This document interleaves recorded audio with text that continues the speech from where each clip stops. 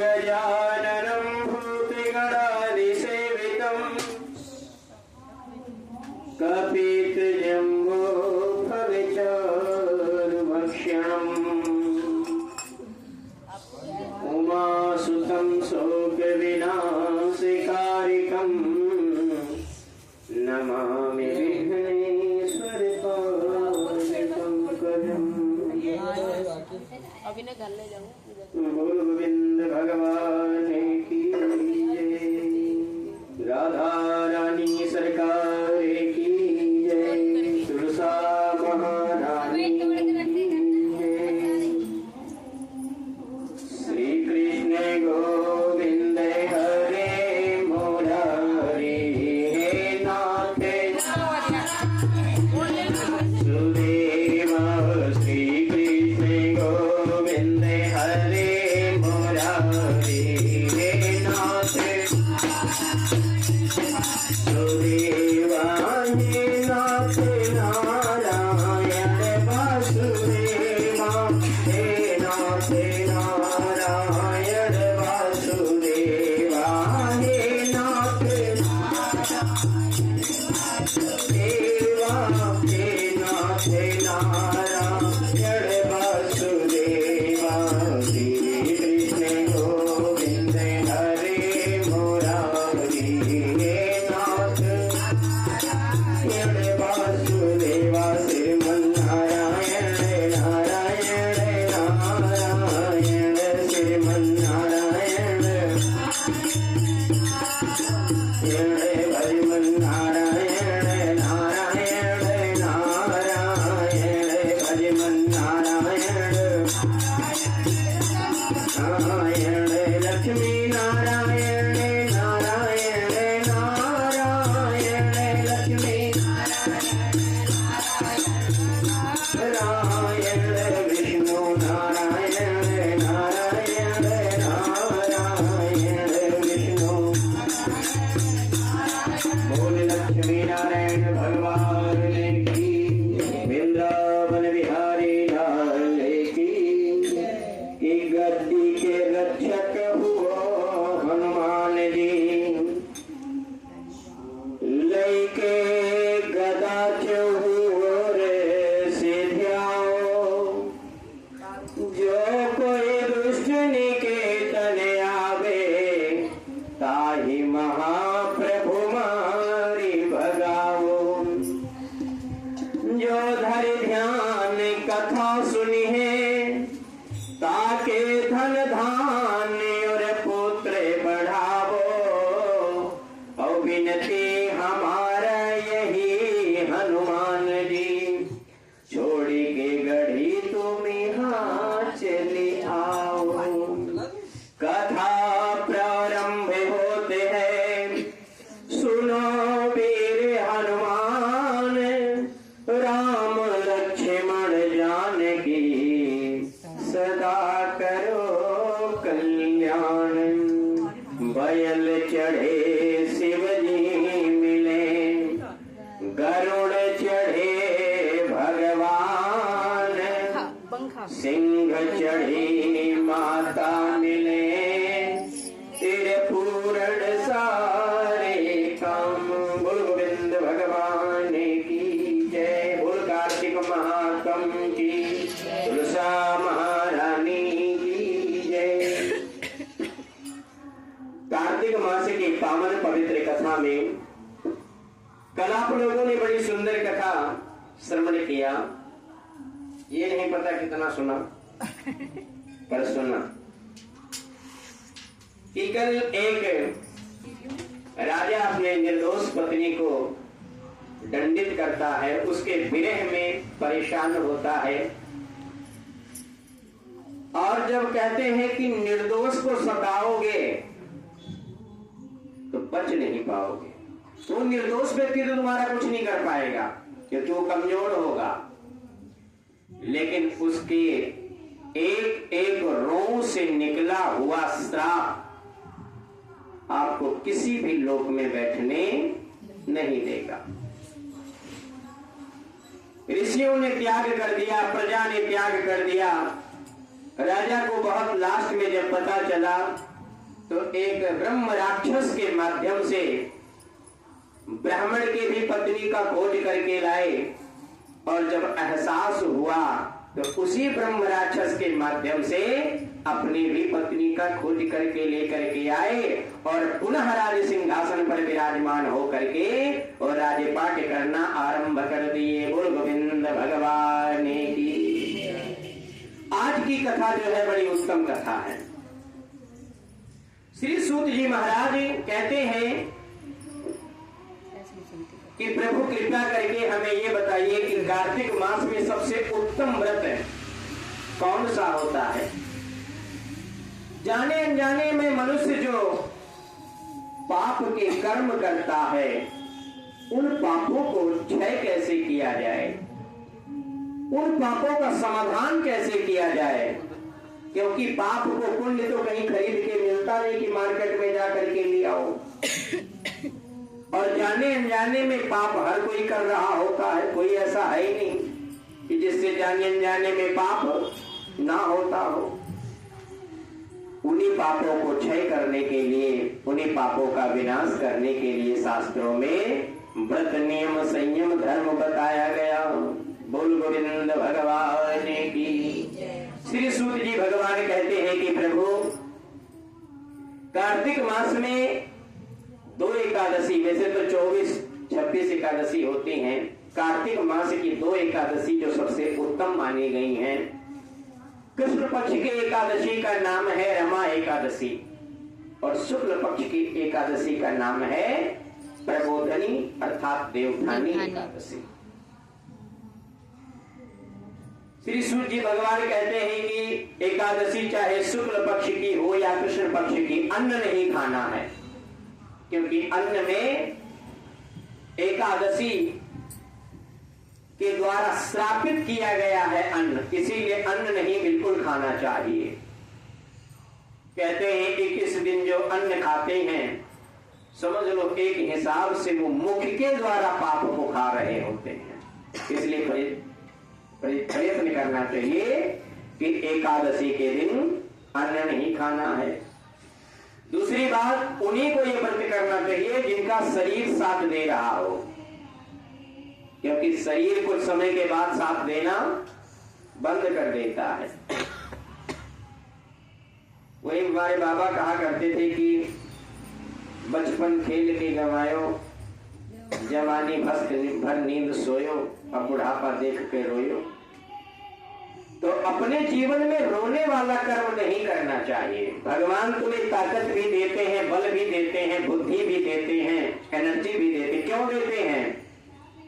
केवल पेट भरने के लिए यदि अपना जीवन जी रहे हो तो आप किसी पशु से कम नहीं हो, क्योंकि पशु भी अपना पेट कहीं ना कहीं से भर लेते हैं। ये जीवन सार्थक जब ही होगा जब आप अपने साथ साथ में दूसरों का उद्धार करोगे। बोल गोविंद भगवान की। कहते हैं कि एकादशी का व्रत रखना चाहिए। नारद जी कहने लगे कि गंगा के समान कोई तीर्थ नहीं है, माता के समान कोई गुरु नहीं है पूरी पृथ्वी पर, विष्णु भगवान के समान कोई देवता नहीं है, अन्न ना खाने के समान कोई तप नहीं है, शांति के बराबर कोई सुख नहीं है। जिसके घर में शांति है समझ लो स्वर्ग लोक उसके लिए यही है, और जिसके घर में अशांति है, कलह है, कलेश है, वो नरक मरने के बाद देखेगा पता नहीं, लेकिन उसके लिए साक्षात नरक यही है, वो भोग रहा है। इसलिए प्रयत्न करके चलो कि अपने घर को स्वर्ग बनाओगे या नरक बनाओगे। मरने के बाद आपने देखा नहीं देखा हमें नहीं पता, कितना देखा ये भी नहीं पता, लेकिन यदि इस मृत्यु लोक में इस धरा पर रह करके ही आप अपने परिवार के साथ सहमति और सुख से रह रहे हो, नमक रोटी खा करके भी आनंद से रह रहे हो, तो तुम्हारे लिए सबसे बड़ा स्वर्ग यही मृत्यु लोक में बताया गया है। बोल गोविंद भगवान की। कहते हैं सत्य के बराबर कोई ज्योति नहीं है और कार्तिक महीना के समान कोई महीना नहीं है, ज्ञान के समान कोई लाभ नहीं है और एकादशी के व्रत के समान कोई व्रत नहीं है। एकादशी व्रत करने का नियम ये होता है कि प्रातः काल उठ करके ब्रह्म मुहूर्त में प्रयत्न करो। ब्रह्म मुहूर्त 4 बजे से लेकर के 4:45 से लेकर के 5 के बीच का बताया गया है। प्रयास करना है कि आप जब भी इस वेला में उठ जाओ, 1 सेकंड भी 1 मिनट भी खाली ना जाए जब तुम्हारे मुख से कोई ना कोई देवता का नाम ना निकले। राम राम राम राम श्याम श्याम ओम नमः शिवाय, जो भी जिनको मानते हो, जो भी आपके आराध्य हो, उनका नाम आपको जरूर जपना चाहिए। क्योंकि एक घड़ी आधी घड़ी आधियों में पुनि आध, तुलसी संगत साधिके कटहि कोटि अपराध। न जाने ये एक घड़ी का जप ही तुम्हारे जीवन के कल्याण का मार्ग बन जाए, कोई नहीं जानता। न जाने ये एक घड़ी के नाम व्रत तुम्हारे जीवन की सबसे बड़ी औषधि बन जाए, कोई नहीं जानता। इसलिए समय बिना बिताए समय को समय देना चाहिए। जो कहते हैं कि क्या बताएं पंडित जी, समय नहीं मिलता। भगवान की कृपा है, समय ना खराब हो, इसलिए समय से समय निकालते रहना चाहिए। नहीं, जब समय साथ छोड़ता है तो दुनिया में कोई पूछने वाला नहीं होता। लिखा है, बाबा ने लिखा है कि का बरसा जब कृषि सुखाने, का बरसा जब कृषि सुखाने, समय चूके पुनि का पछताने, केवल पछतावा रह जाएगा। इसीलिए बहुत प्रयास करते रहना चाहिए कि समय को साथ समय के हिसाब से अपने जीवन को व्यतीत करना चाहिए। नारद जी कहने लगे, हे राजन, मैं तुम्हें एक इतिहास सुनाता हूं, बहुत ध्यानपूर्वक सुनना। नर्मदा के तट पर एक गावल ऋषि का अति शोभायमान आश्रम था। उनके पुत्र का नाम था मालव। जो भद्रशील नाम का एक बड़ा सुंदर पुत्र, जो विष्णु भगवान की अनंत भक्ति, बचपन से भक्ति करने लगा, बहुत ध्यान देना। और जब वो क्रीड़ा करने जाए, खेलने जाए बच्चों में, तो पहले गांव में से मिट्टी का बम्भोले बना करके खेलते थे। तो वो बम्भोले बना करके उसमें भगवान की प्रतिमा स्थापित करे। छोटा सा बालक है, भक्ति करने के लिए किसी उम्र की जरूरत नहीं है, भक्ति करने के लिए किसी डिग्री की जरूरत नहीं है, भक्ति करने के लिए किसी जाति बिरादरी की जरूरत नहीं है। भक्ति कोई भी कर सकता है, ज्ञान किसी को भी हो सकता है, ज्ञान किसी उम्र का मोहताज नहीं होता। और खूब पूजा पाठ, जो उसके साथी संगति हो उनको भी पूजा में लगा ले कि तुम ये पूजा करो।